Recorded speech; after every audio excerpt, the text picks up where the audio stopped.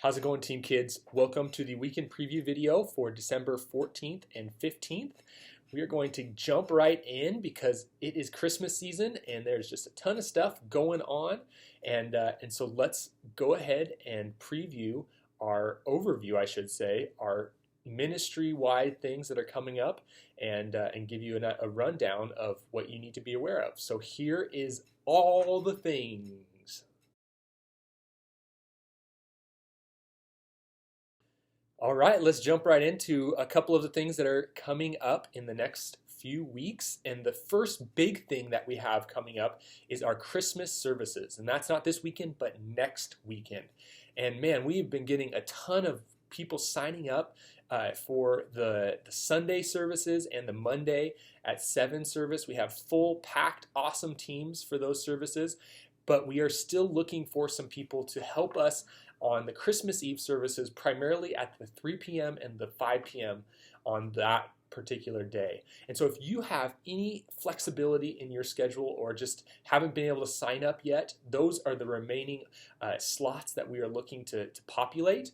And we would love your partnership in helping these kids find and follow Jesus. We have a Charlie Brown theme for our Christmas services, and I actually have my Charlie Brown tree just chilling right over there. He's just getting ready for this coming up Christmas. We are super excited because it's going to be a fun service, but we need volunteers to be there to make it an engaging and exciting time for these kids. So if you have any time on those services, I'm going to include a link in the section of the email that says all the things for you to click on, and please direct that time to the 3 and the 5 p.m. if you have those openings. We would absolutely love it. The next thing is this is a big season for us as a church. We are a church that is a very evangelistic focused church. We talk a lot. Actually, we just did a series on Find, Tell, Bring, and it's the lifeblood of what our church has been about for many years. And so I know that means that we have people in our life that don't know Jesus, and so my hope is that you guys will be thinking about people in your lives that you could invite with you to church, people that are either far from Jesus or close to Jesus, but just don't have a local community where they can worship and engage, and press into those relationships. Invite them with you to church. That's what we're going to be doing as we engage kids and encourage them to help people find and follow Jesus. So I hope you guys will do the same.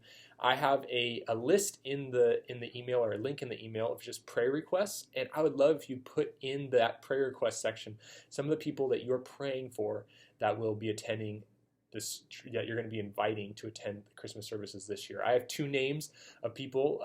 My friend Doug Swanson from high school, I reached out to him and asked him if he would attend. He's talking with his wife about being there.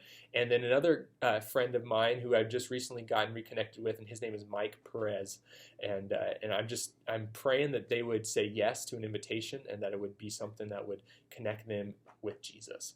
So that's coming up. I hope you will write the names of the people that you have down who you're inviting, and I would love to partner in praying with you over those names. All right, let's jump into the next section, which is the 4th and 5th grade classrooms and the small group guide.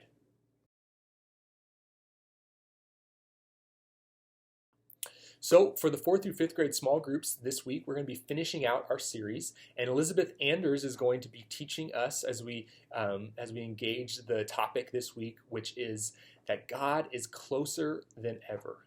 And we're going to take a look at some specific examples of how God in this Christmas season reminds us that He is with us.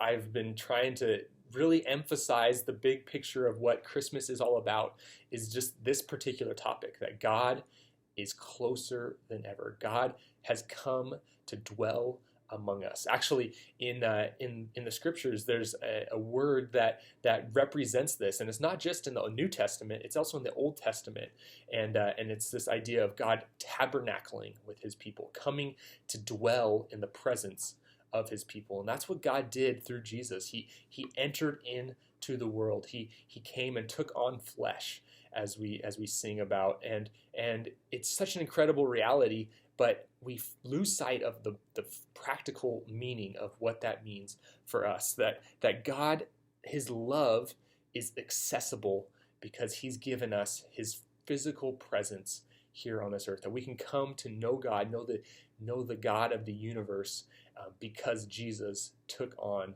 human flesh to reveal God to us. So this is such an incredible thing. John 3:16 has been the theme verse for this particular series, and it communicates this truth so perfectly to us that God sent his son. He didn't just share with us some ideas about who his son was. He didn't just tell us a little bit more about what it means to know who he is. He gave us his son. He gave up everything so that way we could have relationship, close proximity with him. And so that's what we're going to be focusing on this weekend. One big thing that I want to emphasize that I have in the small group sheet, just to give you a heads up, is there's a question in there that talks about what gift can we give God this Christmas? And it's a loaded question because the reality is that we think that we have something, particularly that we have something that God doesn't have. Maybe that's the thinking, is that we have, by asking that question, is that there's something that only we have that God desires, and that question is bad theology, because God is one of the things that the Bible tells us, and in the essence of the whole scheme of the Bible, is that God is immutable. He's unchanging. He has everything he needs, and so what we're getting at with this question is not, how can I give something to God, but how can me and what I have in having relationship with God, how can that be something that benefits and blesses my life? God drawing near to us isn't so that way he can be a better God and be more satisfied. Him drawing near to us allows for us to be better in the way that we live and in the way that we understand just the importance of relationships. And so the thing that is so valuable as we go into this is just realizing that we need God. That's why God came. God came not so that way we could give ourselves to him, but so that way he could present and give himself to us. And it's such a beautiful, beautiful picture of God not needing us, but God choosing us, choosing to love us. So that will be in the lesson this weekend. Just make sure to encourage kids with that reality that God loves us so much that he chose us and he came to us so that way we could have a better, more full life than what we currently have. We'll be handing out some candy canes at the end of small group time, so it'll be a fun little opportunity for you guys to just sit back and enjoy and just share some fun Christmas thoughts and ideas about what's coming up. And as you guys eat some candy canes and maybe just suck on them and sharpen them to picks like I like to do. It's kind of a fun process. So that's coming up, and I've attached the lesson and the video in this particular section of the email. So look for that, look it over, and prepare for the lesson this weekend. That being said, let's jump ahead to the next topic, which is the 6th grade class.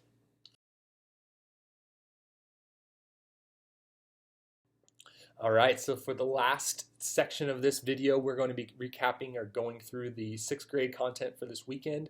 For the last couple weeks, we've been doing the mission group guidebooks, and we're going to pause on that.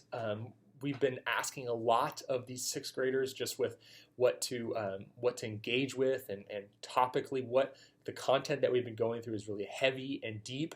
And so we're going to just celebrate this Christmas season by just having some fun together and enjoying an activity together.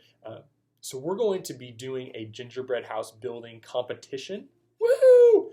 Should be fun opportunity for you guys to just enjoy time with your small groups, and just get creative together, have fun together, and celebrate the joy of Christmas together. So the competition is going to just be between the groups in each class. And depending on how big the 11 o'clock service is, we may divvy them up into a couple different groups, just so that way everyone can participate.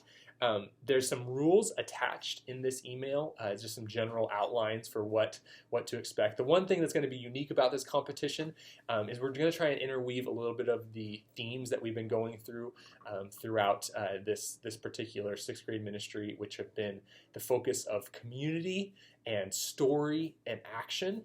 And so we're going to encourage the kids to kind of, as they're building their gingerbread houses, to come up with a story of what the house is all about. And so there's going to be some questions that they can answer, some fun that they can have with their particular gingerbread house. So I'd encourage you to look at those questions and just encourage the kids to have fun with this topic. That's going to be the primary focus if you haven't gathered that yet. So look it over. If you have any questions, reach out to me. I imagine that this process is going to be very similar to the Netflix show Nailed It.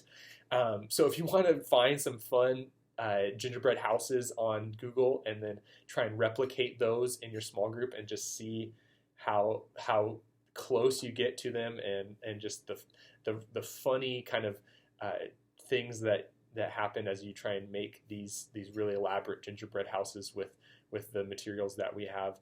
It could be a really goofy and silly way to engage this particular activity. So should be fun. I'm going to bring in some judges who will come and will judge the competition, and so the outline for what they're going to be judging on is in the rule sheet as well.